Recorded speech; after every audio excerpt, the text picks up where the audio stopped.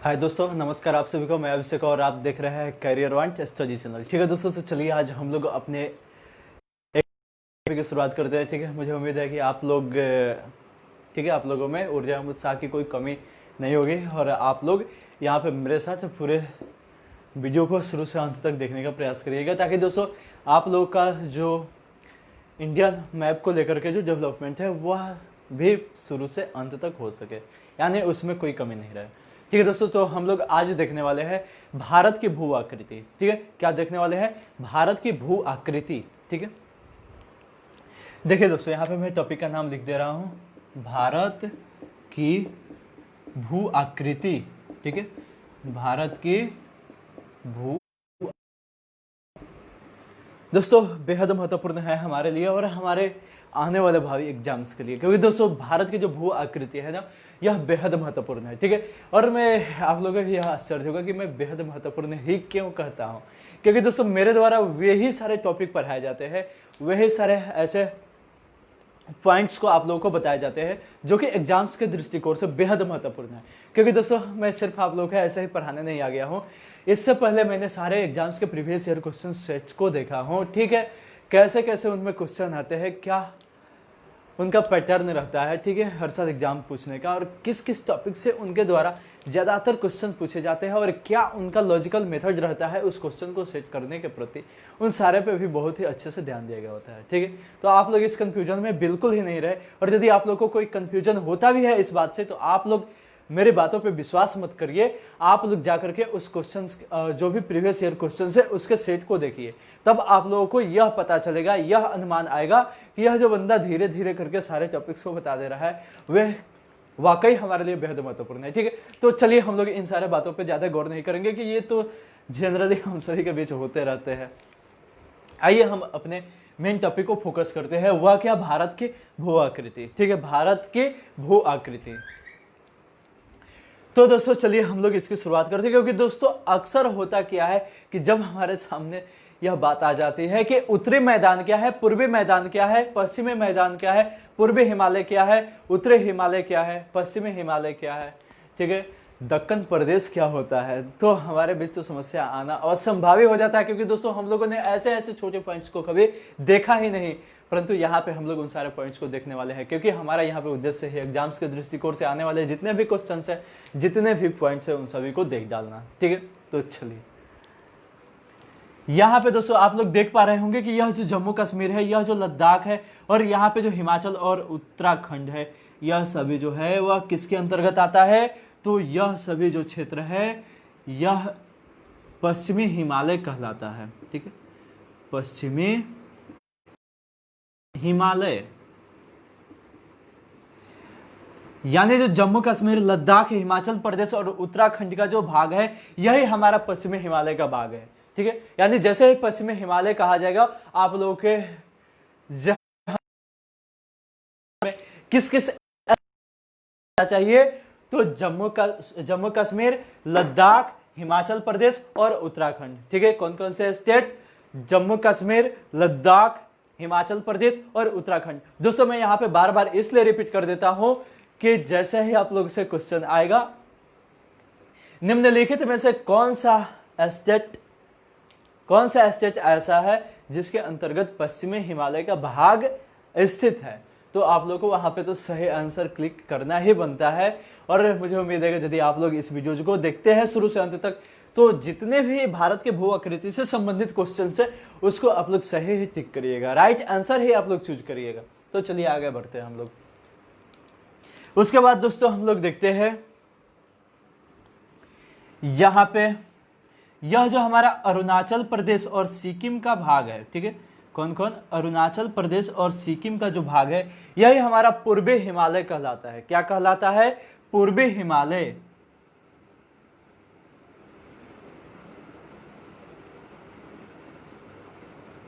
पूर्वी हिमालय क्या कहलाता है? पूर्वी हिमालय, यानी पश्चिमी हिमालय कहलाता है कौन? जम्मू कश्मीर, लद्दाख, हिमाचल प्रदेश और उत्तराखंड का भाग। ठीक है, जबकि पूर्वी हिमालय के अंतर्गत सिक्किम एवं अरुणाचल प्रदेश का भाग सम्मिलित है। ठीक है, क्योंकि दोस्तों यदि आप लोग हिमालय की टोटल संरचना को देखेंगे और यदि आप लोगों ने नहीं देखा होगा तो मैं आप लोगों को बताऊंगा, यह जो हिमालय की आकृति है यह धनुषाकार है। किस तरह का है? धनुष के आकार का, यानी यहां से शुरू होता है और ऐसे आता है। तो यहां से यह जो उत्तराखंड से लेकर के और उत्तर का भाग है जिसके अंतर्गत हिमाचल प्रदेश, जम्मू कश्मीर और लद्दाख का एरिया आता है, यह पश्चिमी हिमालय के नाम से जाना जाता है। और जितनी दूर नेपाल का भाग पड़ता है उसे नेपाल हिमालय के नाम से जाना जाता है दोस्तों। और जो सिक्किम एवं अरुणाचल के अंतर्गत हिमालय का भाग है उसे ही हम लोग पूर्वी हिमालय क्षेत्र के नाम से जानते हैं। ओके, उसके बाद दोस्तों आगे देखिए आप सभी, ठीक है। यहां से दोस्तों आप लोग पाएंगे क्या, इसको मैं कलर यहाँ पे चेंज कर दे रहा हूं दोस्तों, ठीक है।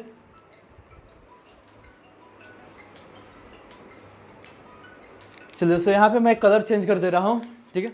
यहाँ पे देखिए यह जो है यह यहाँ पे पंजाब पड़ता है, ठीक है, क्योंकि मैंने भारत के नक्शा को पहले ही आप लोगों को क्लियरफाई कर दिया है, तो इस कंफ्यूजन में आप जरा भी मत रहिएगा, ठीक है। आप लोग मैप को देखते चलिए और यदि नहीं देखोगे तो पिछले वीडियोज को अटेंड करिए। यहाँ पे पड़ता है दोस्तों हमारा पंजाब, पंजाब के बाद पड़ता है हरियाणा, हरियाणा और पंजाब के बाद यहाँ पे दिल्ली पड़ता है, ठीक है। उसके बाद उत्तर प्रदेश का इलाका पड़ता है, यानी यहाँ तक दोस्तों टोटल उत्तर प्रदेश, हरियाणा, दिल्ली एवं पंजाब का भाग आ जाता है, ठीक है। और यह जो हमारा भाग होता है इसी को हम लोग, ठीक है दोस्तों, इसी को हम लोग उत्तरी मैदान के नाम से जानते हैं। किस नाम से जानते हैं दोस्तों? उत्तरी मैदान, ठीक है। क्योंकि दोस्तों हम सभी जानते हैं कि राजस्थान, पंजाब, हरियाणा, दिल्ली, उत्तर प्रदेश, बिहार, पश्चिम बंगाल एवं असम के जो भाग है वह मैदानी भाग है। कौन सा भाग है? मैदानी भाग है। यानी यदि भारत के भू आकृतिक प्रदेश में यदि कभी भी मैदानी क्षेत्र की बात है, यानी मैदान का बात है या समतल भूमि की बात है, तो वह एक समतल भूमि की एक पट्टी ही पाई जाती है। कहां से कहां तक? राजस्थान, पंजाब, हरियाणा, दिल्ली, उत्तर प्रदेश, बिहार, पश्चिम बंगाल एवं असम, ठीक है। परंतु दोस्तों यहाँ पे हम लोगों को तो भू आकृति के प्रत्येक भागों को अलग अलग करके देखना है ताकि इससे संबंधित कोई कंफ्यूजन ही नहीं रहे हमारे अंतर्गत, ठीक है। तो यही कारण है कि मैंने यहाँ पे सबसे पहले उत्तरी मैदान को बताया, जिसके अंतर्गत पंजाब, हरियाणा, दिल्ली, उत्तर प्रदेश आदि क्षेत्र आते हैं। ओके, इसके बाद हम लोग देखते हैं कौन से? पश्चिमी मैदान को, ठीक है। तो यहाँ पे दोस्तों देखिए यह जो पश्चिमी मैदान वाला भाग है वह आधा राजस्थान पड़ता है, ठीक है। कौन पड़ता है? यहाँ पे मैं इसको भी रेड पेन से ही लिख देता हूँ, ठीक है, ताकि प्रत्येक जो भूभाग है वह एक कलर में आ जाए। राजस्थान दोस्तों यहाँ से नीचे तक आता है, ठीक है, परंतु राजस्थान का आधा ही भाग, ठीक है, यानी राजस्थान का जो पश्चिमी भाग है वही हमारे मैदानी भाग के अंतर्गत आता है और इसी को हम लोग कहते हैं पश्चिमी मैदान, ठीक है। क्या नाम देते हैं दोस्तों इसको? तो पश्चिमी मैदान, ठीक है।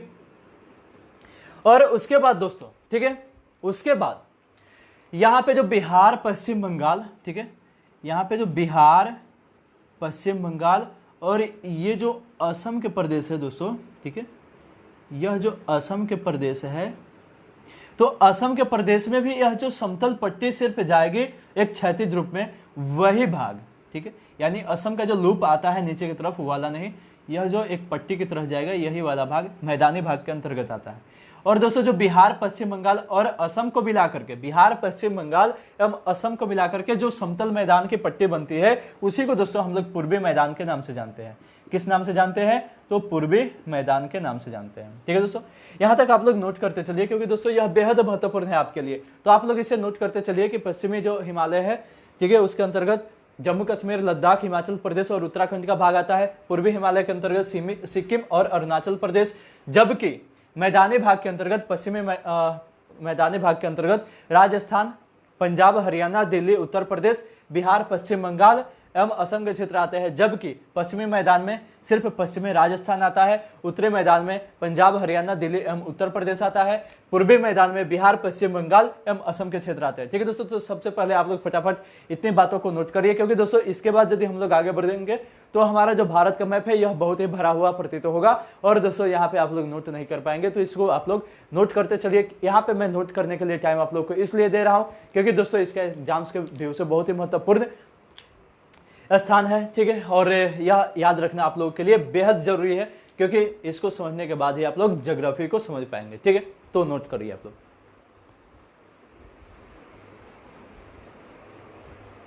और दोस्तों इसे फटाफट नोट करते चलिएगा, ठीक है। और नहीं तो यदि आप लोग नोट करना नहीं चाहते हैं तो आप लोग सिर्फ हमारे बातों को ही सुनते चलिए। आप लोग को इसका पीडीएफ प्रोवाइड करा दिया जाएगा, ठीक है, फिलहाल तो नहीं, लेकिन 1-2 दिन के अंतर्गत इसका पीडीएफ फाइल प्रोवाइड करा दिया जाएगा। और वह जो पीडीएफ होगा वह आप लोग के इंडियन मैप के ही साथ नजर आएगा और उसको पूरा डिटेल्स में कलर किया रहेगा, ठीक है। तो चलिए हम आगे बढ़ते हैं। इसके बाद दोस्तों देखिए, इसके बाद हम लोग देखते हैं दक्कन के प्रदेशों को, ठीक है। किसे देखेंगे? दक्कन के प्रदेशों को, क्योंकि दोस्तों दक्कन का जो प्रदेश है यह हमारे लिए बेहद महत्वपूर्ण है, ठीक है, क्योंकि इसको लेकर के बहुत सारे क्वेश्चंस आते रहते हैं एग्जाम में। दोस्तों यहाँ पे देखिए, ठीक है, ध्यान से समझने का प्रयास करिएगा आप सब। यहाँ दोस्तों तमिलनाडु का थोड़ा सा भाग, ठीक है, किसका? तमिलनाडु का थोड़ा सा भाग लीजिएगा, ठीक है। उसके बाद कर्नाटक का आधा भाग, ठीक है। यहां से ध्यान से समझिएगा, मैंने तो यहाँ पे ये सिर्फ भारत का मैप बनाया है, इंडियन मैप को दर्शाया हुआ है, इसमें भारत के राज्यों को नहीं दर्शाया है। यदि आप लोग भारत के राज्यों को देख रहे होंगे, यदि आपके पास उसका मैप होगा, एटलस होगा या आपके पास ग्लोब होगा, तो उसमें देखिएगा तमिलनाडु का थोड़ा सा भाग लीजिएगा, यानी तमिलनाडु का जो उत्तरी भाग होगा उसको लीजिएगा, आंध्र प्रदेश का भी आधा भाग और कर्नाटक का आधा भाग, इसको आगे बढ़ाइएगा दोस्तों, ठीक है। और यही तेलंगाना को शामिल करते हुए यह जो क्षेत्र बनेगा यही कहलाता है दक्षिणी दक्कन प्रदेश। क्या कहलाएगा? दक्षिणी दक्कन प्रदेश, ठीक है। दक्कन प्रदेश में सम्मिलित रूप से सारे दक्कन प्रदेशों को लिखा होगा, परंतु यहाँ पे दक्कन प्रदेश को भी मैं विभाजित करने वाला हूं, ओके। तो यही कारण है कि मैंने यहाँ पे सबसे पहले किसका फिगर बनाया? दक्षिणी दक्कन प्रदेश का, जिसके अंतर्गत कौन कौन से आते हैं दोस्तों? तो अब आप सभी तो जान ही गए होंगे, आधा तमिलनाडु का उत्तरी भाग, ठीक है, आधा आंध्र प्रदेश, ठीक है, आधा कर्नाटक और पूरा तेलंगाना का भाग आता है किसके अंतर्गत? दक्षिणी दक्कन प्रदेश के अंतर्गत, ठीक है दोस्तों। और इसके बाद हम लोग देखते हैं दक्कन के कुछ अन्य भागों को। उसके बाद दोस्तों आपका महाराष्ट्र होगा, ठीक है, महाराष्ट्र के बाद यहाँ गुजरात का भाग, फिर यहाँ एमपी का हाफ भाग, ठीक है, एमपी का आधा भाग, और इसको मिलाकर के जो यहाँ पे आपका संरचना दिखाई दे रहा होगा यही हमारा उत्तरी दक्कन प्रदेश कहलाता है। कौन सा दक्कन प्रदेश कहलाता है? उत्तरी दक्कन, ठीक है, उत्तरी दक्कन, ठीक है। उसके बाद दोस्तों यह यदि आप लोग दक्षिणी दक्कन एवं उत्तरी दक्कन को समझ गए हैं तो यहां से पूर्वी दक्कन को समझना बेहद आसान है। वह कैसे? तो दोस्तों यहां पे देखते चलिए, यह जो छत्तीसगढ़ प्रदेश है, ठीक है, यानी छत्तीसगढ़ जो राज्य है आजकल का, और आधा जो हम लोग छोड़े हुए थे आंध्र प्रदेश में, ठीक है, उसका भाग एवं उड़ीसा का थोड़ा सा भाग मिला करके बन जाता है हमारा पूर्वी दक्कन, ठीक है। कौन सा दक्कन प्रदेश बनता है? तो पूर्वी दक्कन। और दोस्तों मैंने एक नाम इसमें और छोड़ दिया, झारखंड, ठीक है, यानी जो झारखंड तक इसमें मिला करके झारखंड, छत्तीसगढ़, आंध्र प्रदेश का थोड़ा सा भाग एवं उड़ीसा का थोड़ा सा भाग मिला करके हमारा बनता है कौन सा? पूर्वी दक्कन प्रदेश। इस प्रकार दोस्तों यहाँ पे आप लोग ध्यान दीजिए कि यह हमारा जो पूरा एक त्रिभुजाकार आकृति दिख रहा होगा भारत के मैप के अंतर्गत, यही हमारा दक्कन प्रदेश है, ठीक है। और इस दक्कन प्रदेश के अंतर्गत दोस्तों कौन कौन से स्टेट आते हैं? तो तमिलनाडु भी सम्मिलित है, उसके बाद से कर्नाटक है, आंध्र प्रदेश है, तेलंगाना है, कर्नाटक है, महाराष्ट्र है, उसके बाद से मध्य प्रदेश का थोड़ा भाग है, गुजरात का थोड़ा सा भाग है, और उसके बाद छत्तीसगढ़ है, झारखंड है और उड़ीसा का प्रदेश आता है। यानी इतने जो भाग है, यानी इतने जो हमारे भारतीय राज्य के भाग है वह किसके अंतर्गत आते हैं? दक्कन प्रदेश के अंतर्गत आते हैं। और दक्कन प्रदेश को भी हम लोगों ने 3 भागों में विभाजित करके देख लिया, कौन कौन से? तो पूर्वी दक्कन, उत्तरी दक्कन एवं दक्षिणी दक्कन, ठीक है दोस्तों। तो इसे भी आप लोग एक बार नोट कर लीजिए यदि कॉपी पेन के साथ बैठे हो तो, नहीं तो मैं थोड़े समय बाद इसको फिर आगे बढ़ाऊंगा, ठीक है। इसे नोट करते चलिए।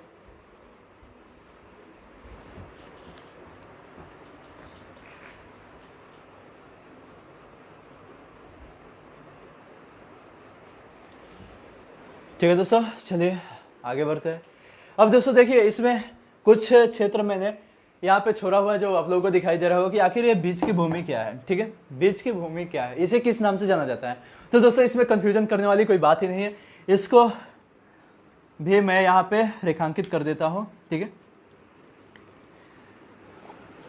यहाँ पे देखिए, इसको भी आप लोग गुजरात, मैंने यहाँ पे राजस्थान का जो पूर्वी भाग है, पूर्वी और दक्षिणी भाग जो मैंने यहाँ पे छोड़ा हुआ था, सिर्फ पश्चिमी भाग को लिया था पश्चिमी मैदान के रूप में, और राजस्थान का जो मैंने यहाँ पे थोड़ा सा भाग छोड़ा हुआ था, और मध्य प्रदेश का भी यहाँ पे मैंने आधा भाग छोड़ा हुआ था, और दोस्तों उत्तर प्रदेश का भी थोड़ा सा भाग, झांसी के पास का इलाका, ठीक है, झांसी के पास का इलाका, यह जो भाग है यह मध्य उच्च भूमि के अंतर्गत आता है। किसके अंतर्गत आता है दोस्तों? तो मध्य उच्च भूमि, ठीक है, यहां पे लिख दे रहा हूं मैं, मध्य उच्च भूमि के नाम से यह भाग जाना जाता है, मध्य उच्च भूमि,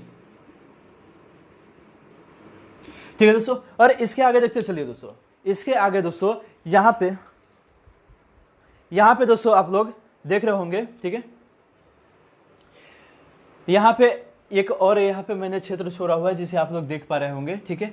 यहाँ देखिए पूर्वी हिमालय तक तो मैंने बताया था और असम का ये पूर्वी मैदान बताया था। उसके बाद मैंने यहाँ पे मणिपुर, मिजोरम, त्रिपुरा, मेघालय, ठीक है, और नागालैंड, इन सारे क्षेत्रों को मैंने यहाँ पे छोड़ा हुआ है। इसका मैंने यहाँ पे नाम नहीं लिखा हुआ है, तो इसका नाम भी दोस्तों यहाँ पे आप लोग याद कर लीजिएगा। यहाँ पे मैं लिख दे रहा हूँ, ठीक है। इसका नाम क्या है? तो इसका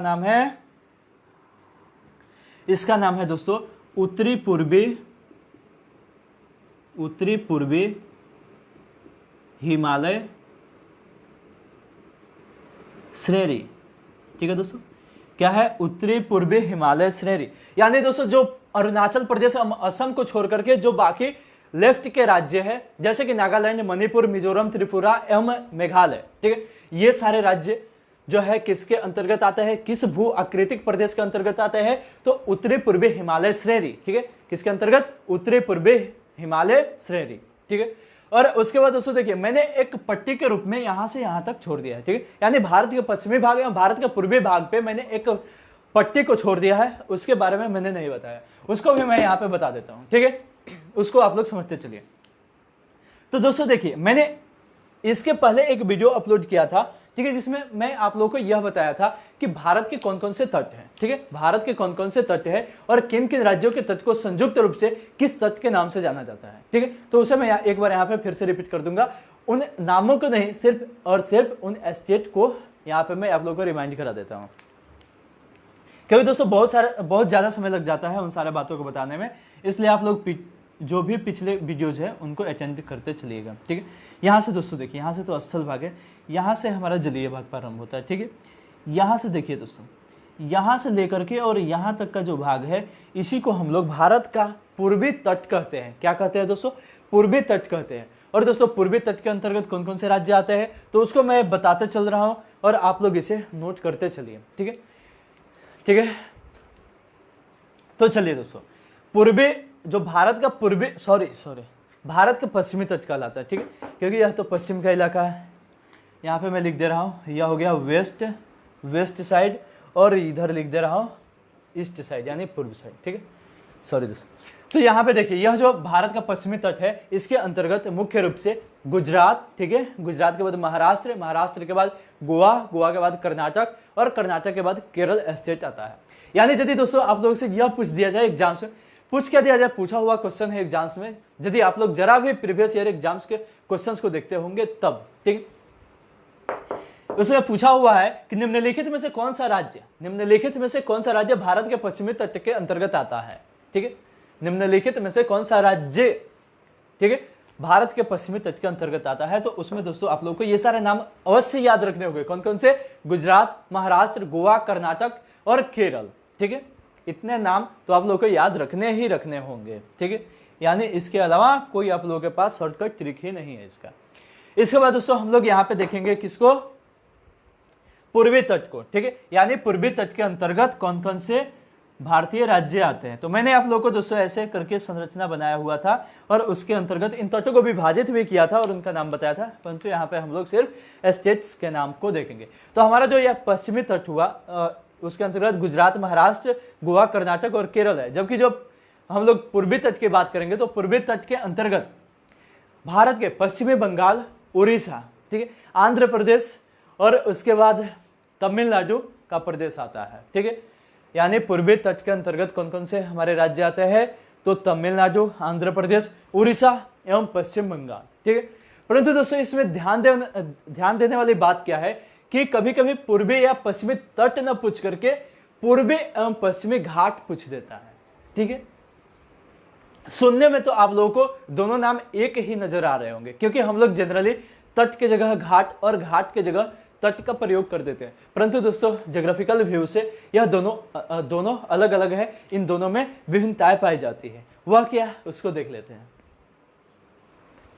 ठीक है दोस्तों, यह देखिए यहाँ पे मैं थोड़ी सी यहाँ पे चर्चा कर देना चाहूंगा, बहुत ही सिंपल है जिसको हम लोग समझ नहीं पाते हैं। जैसे मान लीजिए दोस्तों यह हमारे भारत का भाग हो गया, ठीक, यह एक पट्टी हो गई, एक समतल पट्टी हो गई मान लीजिए, और यहाँ से समुद्र स्टार्ट हो जाता है और यही हमारे भारत की बाहरी पट्टी थी। ठीक, यही हमारे भारत की बाहरी पट्टी है और यहाँ से समुद्र स्टार्ट हो जाता है। तो जो भारत का जो समतल भूमि होगा उसका जो किनारा समुद्र से लग रहा होगा वही केवल और केवल वही भारत का तट कहलाएगा। ठीक है, यानी जो भाग इसका समुद्र से लग रहा होगा, यानी जो उसका विभाजन रेखा होगा स्थल एवं समुद्र के बीच, वही हमारे भारत का तट कहलाएगा। परंतु दोस्तों यह जो संपूर्ण पट्टी है ना, यह संपूर्ण पट्टी जो है वह हमारे लिए घाट कहलाएगा। क्या कहलाएगा? घाट कहलाएगा। तो यही कारण है दोस्तों कि जो जो स्टेट समुद्र को टच करते हैं वही हमारे भारतीय तटीय राज्य के अंतर्गत आते हैं। परंतु दोस्तों जैसे ही यहाँ पे बात बदल जाती है और घाट आ जाता है तो घाट के अंतर्गत कुछ ऐसे भी स्टेट्स आप लोगों को देखने को मिलेंगे जो कि हमारे भारत के अंदर है, उनकी सीमा समुद्र से नहीं लगती है, फिर भी वे हमारे पूर्वी घाट एवं पश्चिमी घाट के अंतर्गत सम्मिलित है। ठीक है, तो उसको हम लोग देख लेते हैं। अब दोस्तों देखिए यहाँ पे हम लोगों ने देखा किसको, भारत के पूर्वी एवं पश्चिमी तट को एवं तटीय राज्यों को।